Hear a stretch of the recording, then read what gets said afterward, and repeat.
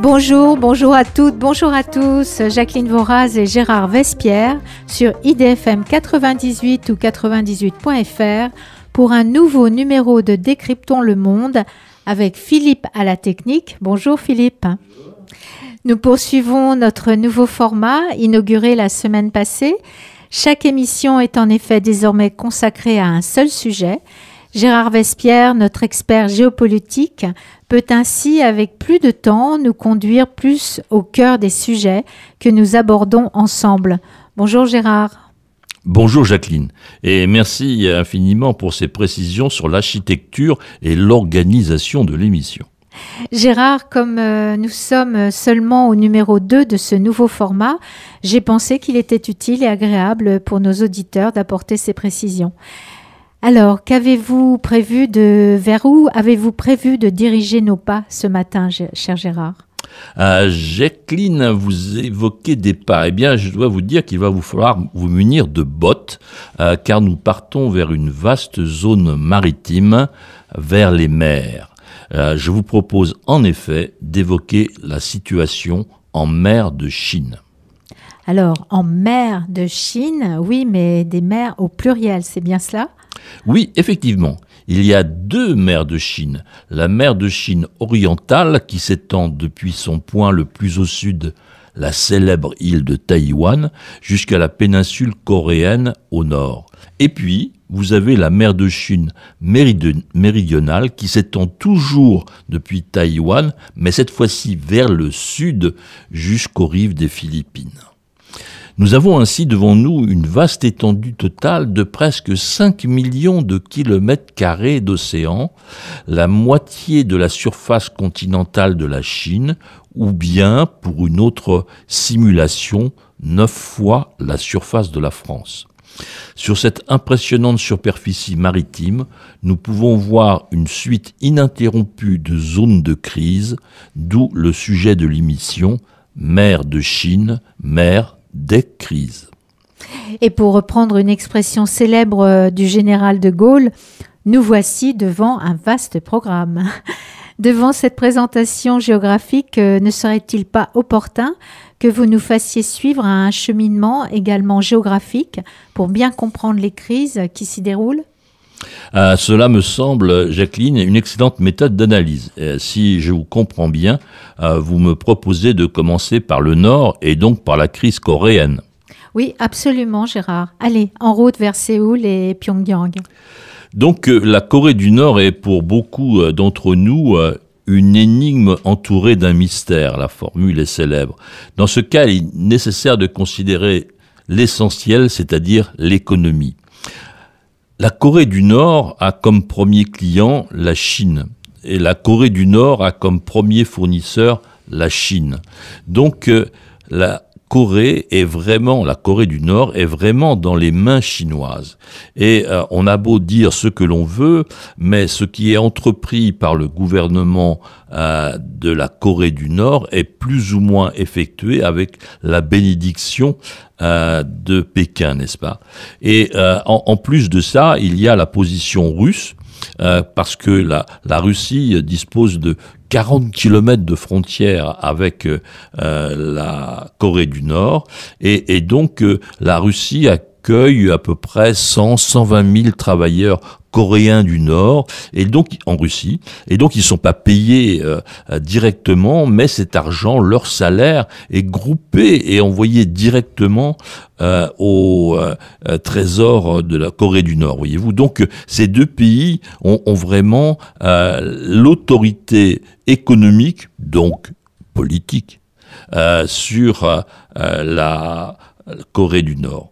Il y a donc deux parrains, et il y a en Corée du Sud, 28 000 soldats américains à 400 km de la frontière chinoise.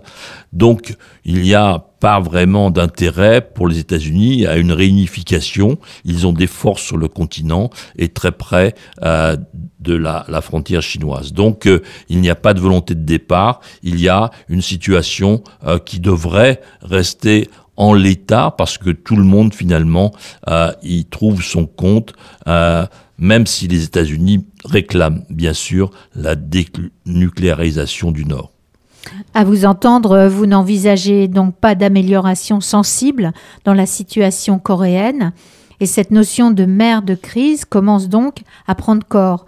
Si nous continuons vers le sud, trouvons-nous le Japon ? Exactement, Jacqueline. La rivalité Chine-Japon ne fait pas les grands titres de l'actualité, mais il y a une véritable tension géopolitique entre les deux pays, malgré des relations commerciales intenses. Il y a 310 milliards de dollars annuels d'échanges, et depuis que le Japon a commencé à investir en Chine continentale, il y a 110 milliards de dollars d'investissement de capital japonais donc en Chine. Il y a une comparaison à faire avec les États-Unis. Grosso modo, le commerce entre le Japon et la Chine représente 50% du commerce entre la Chine et les États-Unis. Mais, il y a des îles entre le Japon et la Chine, les îles Senkaku en japonais, Diaoyu en chinois, au sud d'Okinawa. Et depuis 1895, ces îles qui étaient au préalable chinoises sont devenues japonaises. Donc là, il y a bien sûr un élan chinois pour récupérer ces îles, et donc il y a des tensions maritimes, militaires importantes. Il y a des ressources en pêche, bien sûr, et les ressources halieutiques, comme on dit, c'est un élément important pour l'économie chinoise. Donc il y a une militarisation croissante du Japon pour faire face à ce risque. Actuellement, le Japon dépense 1,3% de son PIB en dépenses militaires. Donc, il y a une volonté de se hisser vers les 2%. Y aura-t-il une nucléarisation du Japon, peut-être dans un premier temps avec des sous-marins nucléaire, pourquoi pas. En tout cas, il y a aussi une volonté de se rapprocher de l'Europe. Les Japonais avaient proposé que le Charles de Gaulle, notre porte-avions, vienne faire escale à Tokyo. Nous avons pas répondu positivement. C'est le tout nouveau porte-avions anglais, le Queen Elizabeth, qui au mois de septembre vient de faire une escale à Tokyo. Voyez-vous, donc il y a un renforcement des liens avec l'Europe, et la tension entre le Japon et la Chine ne pourra que se développer, et d'où l'importance des alliances régionales, le fameux Quad entre l'Inde, l'Australie, le Japon et les USA. Effectivement, Gérard, ces éléments géographiques et militaires que vous nous présentez laissent entrevoir une augmentation des tensions. Est-ce que nous continuons notre chemin vers le sud ? Nous continuons et nous abordons alors les rivages de Taïwan, le grand contentieux avec la Chine continentale. Donc ce contentieux date de 1949, c'est là où à Taïwan s'est réfugié le général Chiang Kai-shek. Donc depuis 1949, Taïwan, connu initialement sous le nom de Formose, eh bien a vécu sa vie économique et sa vie politique propre. Alors actuellement, Taïwan, c'est un pays de 23 millions d'habitants, n'est-ce pas ? Ce n'est pas quelque chose de négligeable, mais simplement sur une trentaine de milliers de kilomètres carrés. Donc vous avez une densité de population de 600 habitants au kilomètre carré. Donc vraiment un pays qui pourrait être plus que difficile à conquérir. Et en termes de richesse, eh bien le PIB par habitant est de 30 000 $ par Taïwanais, alors qu'il n'est que de 10 000 $ par Chinois. Donc, cette différence de système politique et économique a permis à Taïwan de se tailler la part du lion, si je puis dire, et de connaître un très très grand développement. Et donc les États-Unis, depuis 1954, ont signé un traité d'assistance militaire. Donc il y a vraiment toutes les conditions pour qu'il y ait des tensions, mais avec le parapluie américain. Donc je ne crois pas, et personne ne croit, qu'il y aura une réunification par la force. D'ailleurs, le président Xi vient de parler de réunification dans la paix. Donc l'alliance américaine rentre pour beaucoup, et il y aura une continuation par contre de la guerre d'influence, n'est-ce pas, où les avions militaires chinois continueront à flirter avec l'espace aérien taïwanais, et beaucoup de pays aident à consolider cette position taïwanaise. Il y a quelques jours une visite de sénateurs français menée par un sénateur du Val d'Oise, Alain Richard, à Taïwan. Donc il y a vraiment des dispositifs internationaux pour que ce pays garde ses distances vis-à-vis du grand frère continental. Cher Gérard, vous venez de nous faire parcourir 3 zones de tension, Corée, Japon et Taïwan, et vous y voyez plus de risques d'incidents autour de la Corée et du Japon qu'entre la Chine continentale et Taïwan. Les prochaines années s'annoncent donc intenses. On marque une pause et on reprend juste après notre passionnant voyage en mer de Chine. Merci d'être resté avec nous sur IDFM 98 ou 98.fr pour cette deuxième partie de Décryptons le monde, toujours en compagnie de Gérard Vespierre. Gérard, avec votre sujet mer de Chine, mer des crises, vous nous avez fait prendre conscience des tensions du Nord. Allons-nous maintenant vers le Sud? Oui, effectivement, Jacqueline, je vous propose de continuer nos voyages dans les îles par les Paracels, qui se situent au large des côtes du Vietnam. Et là, nous avons un enjeu stratégique très très important, car ces îles se trouvent dans un chenal stratégique de sortie des sous-marins nucléaires chinois qui sont dans leur base dans l'île de Hainan. Et pour partir vers le large du Pacifique, eh bien, il faut croiser près de ces fameuses îles Paracels, d'où la volonté chinoise, n'est-ce pas, d'avoir le contrôle de cette situation dans le cadre de ce qu'ils appellent la carte des 9 traits, qui, selon une carte chinoise bien sûr, leur donne accès et contrôle sur ces territoires.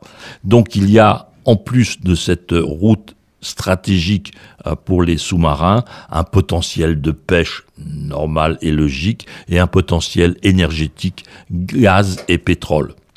Donc on a une relation là tout à fait particulière entre le Vietnam et la Chine, n'est-ce pas? On se souvient de l'aide de la Chine vers l'indépendance du Vietnam, mais il y a aussi eu une guerre entre la Chine et le Vietnam à la fin des années 70, de quelques semaines. Donc il y a un conflit et des tensions historiques entre les deux pays. Et donc, comme je l'évoquais, la carte chinoise des 9 traits, eh bien, donne sur le papier, c'est le moment de le dire, accès de la Chine sur ces îles-là, mais ce n'est pas bien sûr reconnu par la réglementation internationale. Donc, face à cette puissant ennemi qu'est la Chine, eh bien, le Vietnam n'a qu'un appui possible, un seul appui possible, l'oncle Sam, n'est-ce pas, les États-Unis. Et la relation avec les États-Unis a beaucoup évolué depuis 20 ans. Tous les présidents américains ont visité le Vietnam. Il y a un peu plus de 3 ans, un porte-avions nucléaire américain est venu passer quelques jours dans la baie de Cam Ranh, celle-là même où les Marines ont débarqué en 1965. Donc il y a maintenant d'excellentes relations. Le ministre de la Défense vietnamien visite régulièrement le Pentagone et donc les États-Unis ont offert 3 bateaux garde-côtes, voyez-vous, puisque c'est là le cœur du problème, à leurs amis vietnamiens. Donc la Chine devrait rester prudente dans cette situation, car elle est devant effectivement les États-Unis qui sont non pas un allié du Vietnam, on ne peut pas aller jusque-là, mais en tout cas un partenaire qui l'assiste dans cette rivalité militaire. Gérard, est-ce là le seul groupe d'îles sur lequel la Chine exerce ses revendications territoriales ? Non, il y a un dernier et vaste groupe d'îlots connu sous le nom de Spratly. La dispersion géographique implique la Malaisie, le Brunei, les Philippines et à nouveau le Vietnam. Donc 14 groupes d'îles coralliennes, moins de 2000 habitants. Et à nouveau, bien sûr, ressources potentielles en gaz et pétrole de ces îles et un carrefour stratégique pour le commerce maritime, puisque dans cette région passe à peu près un tiers du trafic mondial. Donc la Chine a entrepris une militarisation de ces îlots en augmentant l'ensablage, en construisant des pistes bien sûr pour les avions militaires, en les dotant de défense anti-aérienne. Donc il y a une situation potentielle de conflit et une non-reconnaissance des réclamations chinoises, puisque en 2016, les Philippines se sont tournées vers le tribunal d'arbitrage de La Haye, et donc ce tribunal international a débouté la Chine au nom de ces arguments, donc de la carte des 9 traits, qui n'ont pas été reconnus comme valables. Et bien sûr, la Chine, en réponse, a dit que le tribunal international n'était pas compétent. Donc, nous n'avons pas de reconnaissance de la zone économique des 200 miles autour de ces îles-là, mais une extrême tension, donc avec 3 pays. Cela fait effectivement beaucoup: le Brunei, la Malaisie et puis les Philippines. Après avoir parcouru ces 5 points de crise, faut-il envisager parmi eux qu'un ou deux soient susceptibles de connaître des tensions de niveau supérieur, voire des affrontements ? Alors, toutes les zones sont susceptibles d'être le théâtre d'erreurs humaines, n'est-ce pas ? Il n'y a pas de volonté ouverte, même du côté de Taïwan. Les Chinois se rendent compte qu'une invasion militaire d'un pays de 23 millions d'habitants hostiles n'est pas une chose facile quand vous avez 180 km de mer à traverser. Donc il y a la zone des Spratly, qui, donc la dernière que nous venons d'évoquer, qui est hautement militarisé par la Chine maintenant, donc qui peut être une zone de confrontation, mais il ne faut pas oublier la présence russe qui mène des opérations d'intimidation en mer du Japon, donc en soutien à l'action chinoise, et elle effectue là un acte de présence géopolitique et diplomatique. Oui, nous comprenons que nous sommes devant une zone haute en menace et, comme vous venez de l'expliquer, forte en risque de crise, avec en prime la présence russe. Avant de conclure sur le sujet, on marque une nouvelle pause. À tout de suite. Décryptons le monde sur Radio IDFM 98 ou 98.fr avec comme sujet aujourd'hui mer de Chine, mer de crise. Gérard Vespierre, quelle conclusion générale devons-nous tirer face à une situation si complexe dans une si vaste zone ? Jacqueline, en tant que mouvement globaux concernant la totalité de la mer de Chine, j'en vois 2. Un mouvement global de militarisation et un mouvement global d'alliance. La militarisation de tous les acteurs directs, à commencer par la Corée du Sud, le Japon qui se pose la question de monter en puissance vers le nucléaire. Vous avez bien sûr l'armement aussi du Vietnam, des Philippines, et puis plus loin de l'Inde. Donc vous avez une propension à avoir un développement des budgets militaires et un développement des armements de l'ensemble de la région. Et que diriez-vous alors du deuxième mouvement global, celui des alliances? Eh bien, nous avons vécu très récemment la naissance d'une nouvelle alliance, n'est-ce pas?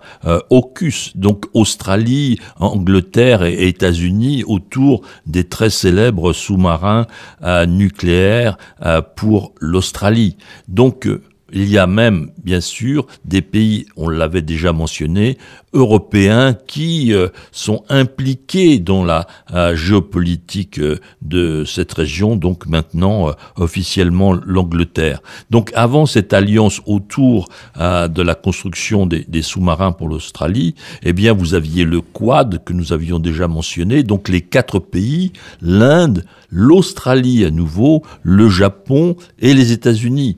Donc il y a une véritable mutualisation des réflexions et des démarches diplomatiques et militaires en termes de, bien sûr, opérations navales d'entraînement. Donc l'ensemble des pays anglo-saxons sont maintenant très très unis contre la position et les positions chinoises. Enfin, il y a l'Europe qui est de plus en plus partie prenante, puisque on a parlé à l'instant de l'Angleterre, mais la France aussi, bien sûr, par ses déploiements de navires militaires dans la région.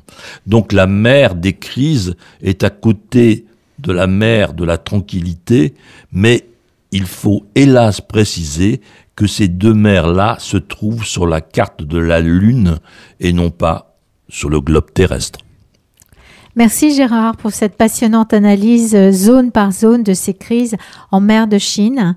Nous retiendrons que cette immense région maritime inclut de nombreux intervenants et donc pour les temps à venir des probables tensions et risques. Chers auditeurs, ce sera le mot de la fin de Décryptons le monde, nouvelle formule. Merci pour votre fidélité. Comme chaque semaine, l'intégralité de l'émission sera disponible sur le podcast. À jeudi prochain à 9h30 et d'ici là, prenez soin de vous.